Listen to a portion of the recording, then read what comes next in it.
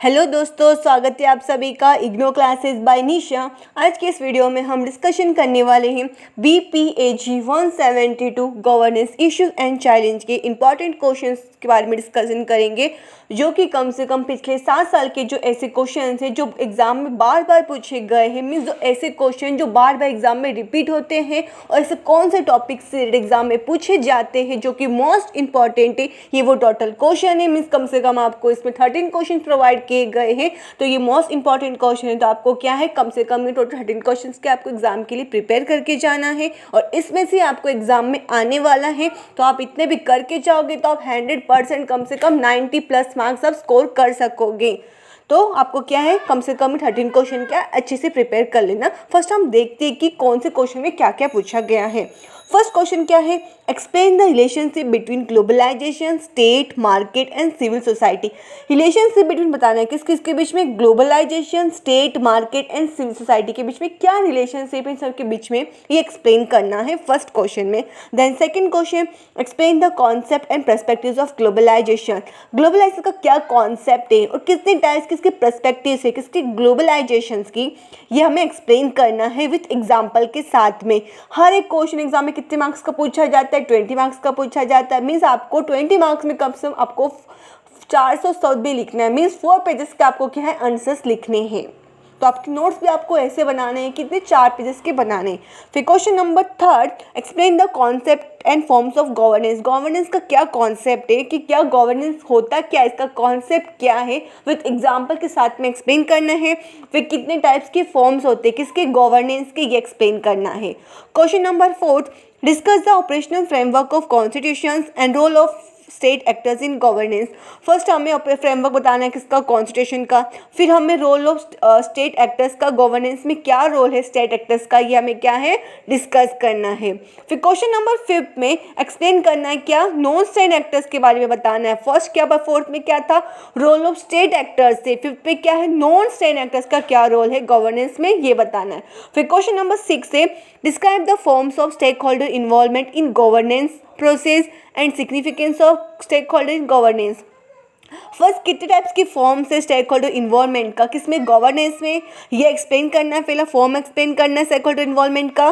फिर सिग्निफिकेंस बताना है किसका, स्टेक होल्डर गवर्नेंस में क्या क्या सिग्निफिकेंस है स्टेक होल्डर का, ये बता रहा है। मीन्स आपको एक में आपको 2 क्वेश्चन एक्सप्लेन करना है। फर्स्ट फॉर्म बताना है, देन आपको सिग्निफिकेंस एक्सप्लेन करना है, डिस्क्राइब करना है।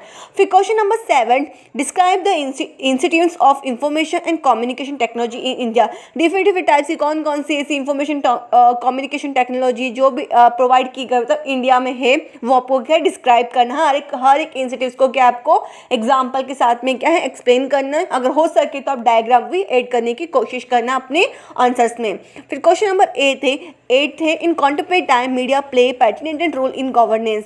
मीडिया के बारे में बताना है, क्या मीडिया रोल प्ले करता है इंपॉर्टेंट गवर्नेंस में, क्या क्या इनके रोल है मीडिया का, ये क्या आपको एक्सप्लेन करके भी सबको बताना है, क्या इसका रोल है या नहीं, आपको कमेंट करना है। फिर 9, शॉर्ट नोट बताना है किससे रिलेटेड, सस्टेनेबल ह्यूमन डेवलपमेंट। तो आपको क्या है, सस्टेनेबल ह्यूमन डेवलपमेंट से आपको क्या पूरी तरीके से एक नोट बना लेना है इस पर पूरा, कि कॉन्सेप्ट क्या है, क्या क्या इसके फीचर्स है, क्या इसके बेनिफिट्स है, सिग्निफिकेंस क्या है, इन सभी की क्या है आपको शॉर्ट नोट बनाना है। किससे रिलेटेड, सस्टेनेबल डेवलपमेंट से रिलेटेड 4 पेजेस के, क्योंकि सस्टेनेबल डेवलपमेंट से एग्जाम में क्वेश्चन से बार बार पूछे जाते हैं, तो एक बार के आपको प्रिपेयर कर लेना है इससे रिलेटेड। फिर question number 10, explain the concept of transparency and accountability and the various mechanisms of transparency and accountability। First आपको ट्रांसपेरेंसी और अकाउंटेबिलिटी का क्या एक्सप्लेन करना है, कॉन्सेप्ट बताना है। फिर इसके कौन कौन से वेरियस मैकेनिज्म है, किसकी ट्रांसपेरेंसी की और अकाउंटेबिलिटी का, ये आपको क्या एक्सप्लेन करना है। फिर लास्ट में आपको हर आंसर लास्ट में आपको क्या करना है, कंक्लूजन से एंडिंग करना है अपने आंसर्स को। फिर क्वेश्चन नंबर 11 आपको क्या बताना है, पंचायती राज इंस्टीट्यूशन क्या क्या है इंडिया में, ये आपको बताना है, एक्सप्लेन करना है। फिर लास्ट में आपको हर एक आंसर्स में क्या आपको लास्ट में कंक्लूजन के साथ में ही क्या आपको एंडिंग करना है। Question number 12, explain the measures for strengthening democracy through governance. क्या क्या मेजर्स है, किसके लिए स्ट्रेंथनिंग करने की डेमोक्रेसी को, किसके थ्रू, गवर्नेंस के थ्रू क्या क्या मेजर्स दिए गए हैं, ये एक्सप्लेन करना है विथ एग्जाम्पल के साथ में।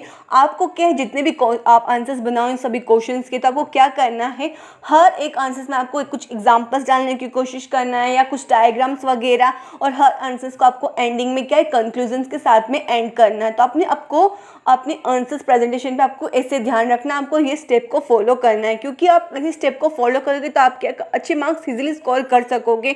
बस आपको टोटल का 13 क्वेश्चन प्रिपेयर करना है, साथ आपको अनसर्टिंग फॉर्मेट पे ध्यान रखना है, पैराग्राफ को अवॉइड करना है, आपको क्या इन सब चीज़ों का स्टेप को क्या आपको याद रखना है, तभी आप क्या अच्छे मार्क्स स्कोर कर पाओगे। वैसे आप 13 क्वेश्चन करके जाओगे, आप इजीली 90+ स्कोर कर सकोगे, पर आप उससे भी ज़्यादा कर सकोगे अपने अनसर्टिंग फॉर्मेट पर ध्यान रखोगे तो।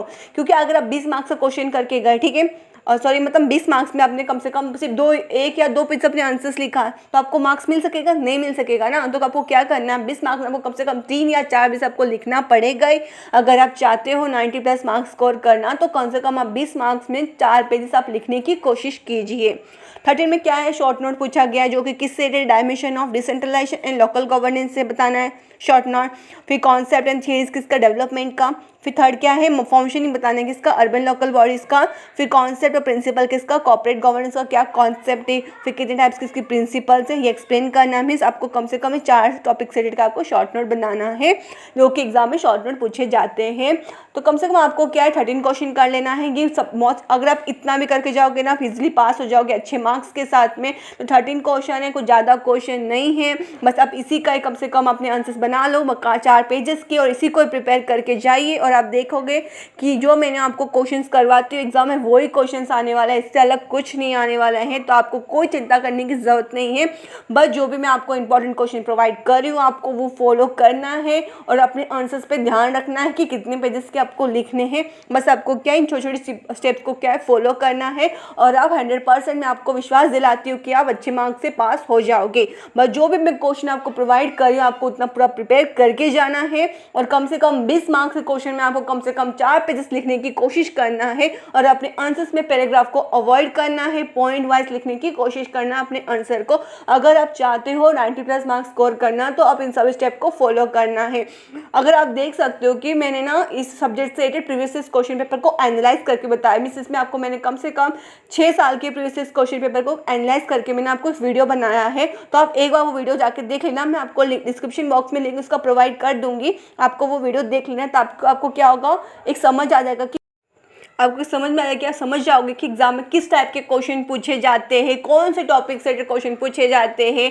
जो भी आपका डाउट होता है कि इग्नू के एग्जाम से रिलेटेड, क्या इग्नू के एग्जाम में प्रीवियस क्वेश्चन पेपर के एग्जाम में क्वेश्चन रिपीट होते हैं या नहीं होते, सभी आपके डाउट क्या उस वीडियो में क्लियर हो जाएगा। तो मैं आपको डिस्क्रिप्शन बॉक्स में लिंक प्रोवाइड कर दूंगी, तो एक बार प्लीज़ वो वीडियो देख लेना है, ताकि आपकी जो भी डाउट हो इग्नू से रिलेटेड, एग्जाम से रिलेटेड, सब कुछ आपका क्लियर हो जाएगा। और इग्नू में प्रीवियस क्वेश्चन पेपर रिपीटेड होते हैं, आप वो वीडियो एक बार देख लेना, आपका सारा डाउट क्लियर हो जाएगा। और जो मैंने आपको 13 क्वेश्चन प्रोवाइड किए हैं BPHG 172 के, आपको बस इतना करके जाना है।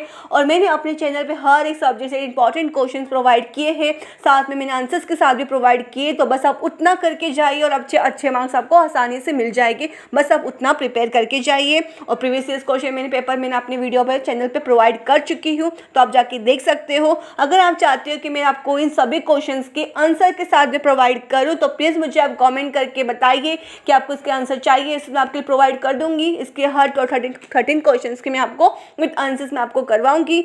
अगर आपको मेरा वीडियो कुछ भी डाउट हो इस वीडियो से रिलेटेड या कोई और सब्जेक्ट से रिलेटेड, इग्नू से रिलेटेड, मुझे कमेंट करके बताना है। ऐसे और कौन सब्जेक्ट से आपको इंपॉर्टेंट क्वेश्चन चाहिए, एक्सप्लेनेशन चाहिए, तो मुझे कमेंट करके बताइए। अगर आपको ये मेरा वीडियो अच्छा लगा हो तो प्लीज़ लाइक करना है और शेयर करना, सब्सक्राइब करना नहीं भूलना है, ताकि आपको क्या है इग्नू से रिलेटेड हर एक जानकारी आपको सबसे पहले मिल जाए। कोई भी सब्जेक्ट का मैं इंपॉर्टेंट क्वेश्चन आपको प्रोवाइड करूँ, सबसे पहले आपके पास नोटिफिकेशन आ जाए। तो इसलिए आज चैनल को सब्सक्राइब करना है। Thank you for watching our video.